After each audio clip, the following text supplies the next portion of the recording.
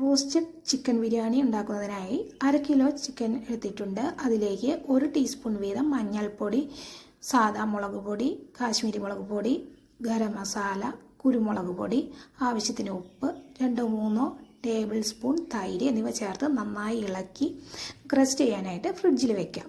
പിന്നെ നമുക്ക് റൈസ് ഉണ്ടാക്കുന്നതിനായിട്ട് ഞാനിവിടെ 3 ഗ്ലാസ് കൈമ റൈസാണ് എടുത്തിരിക്കുന്നത്.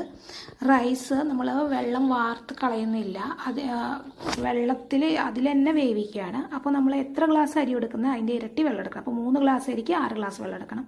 പിന്നെ നമുക്ക് 1 നാരങ്ങയുടെ നീരും ആവശ്യമാണ്.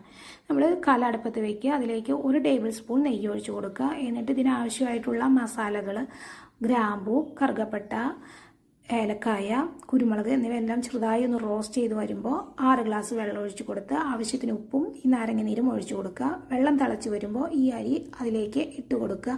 എന്നിട്ട് 10-15 മിനിറ്റ് സിമ്മിലിട്ട് ഒന്ന് വേവിക്കുക. ആ നേരം നമുക്ക് ഇവിടെ മസാലയ്ക്ക് ആവശ്യമായുള്ള സവോള അരിയാം.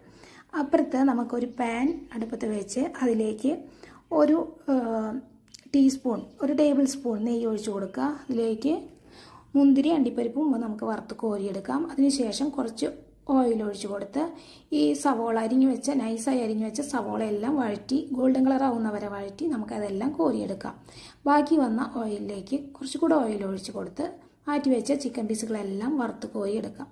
പിന്നെ ബിരിയാണി ഉണ്ടാക്കുന്നതിന് ആവശ്യമായിട്ടുള്ള മസാല ഉണ്ടാക്കുന്നതിനായിട്ട് ഈ ബാക്കി ഇതിൽ വറുത്ത് കോരിയതിന് ശേഷം ആവശ്യത്തിനുള്ള ഓയിലുണ്ടല്ലോ, ആ ഓയിലിലേക്ക് നമുക്ക് ഇഞ്ചി, പച്ചമുളക്, വെളുത്തുള്ളി എന്നിവ ചതച്ച് വെച്ച് ഇട്ട് കൊടുത്ത് ഒന്ന് വഴറ്റി വരുമ്പോൾ 1 ടീസ്പൂൺ കാശ്മീരി മുളക് പൊടിയും പിന്നെ 1 ടീസ്പൂൺ ഗരം മസാലയും ബിരിയാണി മസാലയും ഇട്ട് കൊടുത്ത് ഒന്ന് വഴറ്റി അതിലേക്ക് 3 തക്കാളി അരിഞ്ഞിട്ട് കൊടുത്ത് അതും വഴറ്റി ഒന്ന് വരുമ്പോൾ നമ്മൾ മാറ്റി വെച്ച സവോളയുടെ പകുതി ഇട്ട് കൊടുത്ത് പുതിനയും മല്ലിയില ഇട്ട് കൊടുത്ത് കുറച്ച് ആവശ്യത്തിന് ഉപ്പ് ഇട്ട് കൊടുത്ത് നന്നായി ഇളക്കി മാറ്റി വെച്ച ചിക്കൻ പീസുകളെല്ലാം ഇട്ട് കൊടുത്ത് കുറച്ച് തൈരും ഒഴിച്ചു കൊടുത്ത് ഒരു 10 മിനിറ്റ് നേരം വേവിക്കാൻ വെക്കുക. അത് വെന്ത് വരുമ്പോൾ നമുക്ക് ഇപ്പുറത്തെ ഒരു വലിയൊരു ചട്ടി വെച്ച് അതിലേക്ക് കുറച്ച് നെയ്യ് ഒഴിച്ച് കൊടുത്തിട്ട് നമുക്ക് ബിരിയാണി ഉണ്ടാക്കാനായിട്ട് ആദ്യം റൈസ് ഇട്ട് കൊടുക്കുക. പിന്നെ അതിൻ്റെ മീലിൻ്റെ ചിക്കൻ പീസുകൾ ഇട്ട് കൊടുക്കുക. പിന്നെ മുന്തിരി, അണ്ടിപ്പരിപ്പ് ഇട്ട് കൊടുക്കുക.